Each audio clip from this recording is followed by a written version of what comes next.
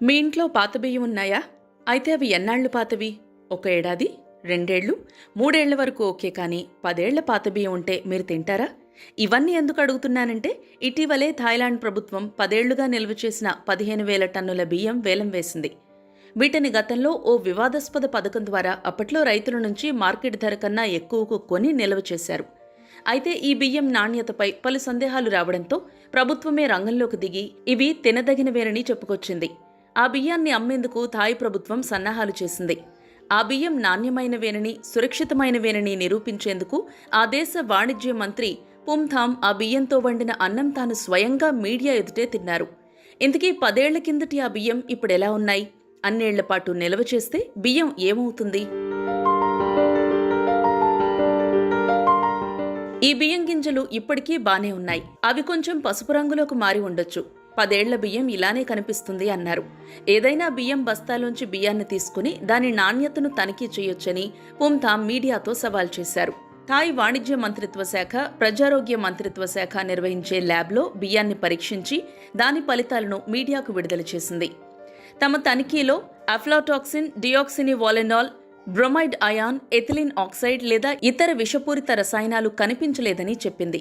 ల్యాబ్లో బియ్యం పోషక విలువలను సైతం తనిఖీ చేసి ప్రస్తుతం మార్కెట్లో విక్రయిస్తున్న బియ్యానికి వీటికి ఏమాత్రం తేడా లేదని తెలిపారు. ఈ బియ్యంపై బీబీసీ స్వతంత్రంగా ఎలాంటి పరీక్ష చేయలేదు. United Nations food and agriculture organization ప్రకారం బియ్యాన్ని పొడిగా ఉన్న చల్లని ప్రదేశంలో గాలి చొరబడని కంటైనర్లో ఎక్కువ కాలం పాటు నిల్వ చేయొచ్చు. బియ్యాన్ని సరైన పద్ధతిలో మిల్లింగ్ చేస్తే ఎంత కాలమైనా నిల్వ చేయొచ్చని అమెరికా రైస్ ఫెడరేషన్ చెప్తోంది.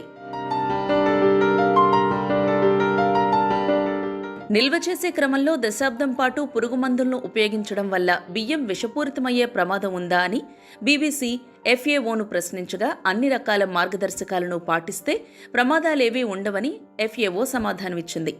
మరి 1 దశాబ్దం తరువాత బియ్యం దాని పోషక విలువలను కోల్పోతుందా అనే ప్రశ్నకు, బియ్యంలో తక్కువ మొత్తంలో ఉండే విటమిన్ల లాంటి కొన్ని సూక్ష్మ పోషకాలు తగ్గిపోవచ్చని చెప్పింది.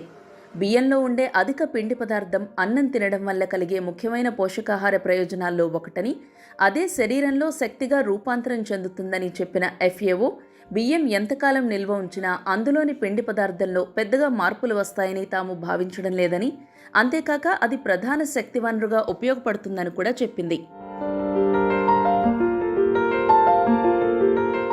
సాధారణంగా బియ్యం కాలక్రమేణా రుచిని కోల్పోతుందని ఎఫ్ఏఓ చెప్పింది. అయితే ఇది జరగడానికి ఎంత సమయం పడుతుందనేది బియ్యాన్ని నిల్వ చేసిన పరిస్థితులపై ఆధారపడి ఉంటుంది.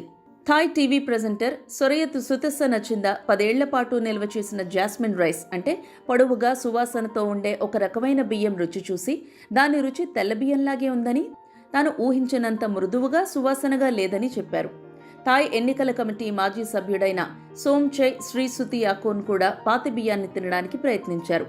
ఆ వాసనంతగా బాలేదని, బియ్యం ముక్కలుగా మారుతోందని, అన్నం మందంగా